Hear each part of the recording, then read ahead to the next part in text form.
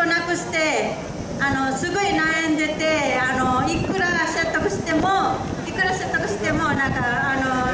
慰めなくてそれでガイザトラの日にみんな国民にじゃああなたの息子だけじゃないよ世の中みんな不幸に起きてるの山ほどいっぱいいますのでじゃあそれを見せてあげましょうような感じで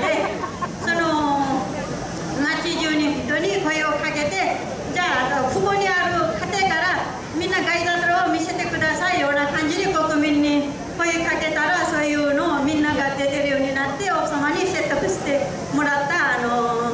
歴史ありますねネパールの昔々の王様の話なんだけれどもそれでみんなそれぞれのお家に不幸にあった家庭からこういうの出ててあなたの息子だけじゃないですよ他のうちもいっぱい不幸に起きてるから納得するべきですとかいうような感じに王様に慰めた歴史ありますのでいまだに続いています。これはガイザトラなんです。ガイザトラって名前にやってます。今ちょうどねその時期なんですネパールは。なんとか片言で多分分かってないと思いますけどよろしくお願いします。ありがとうございます。大事な時間を使っていただいてありがとうございました。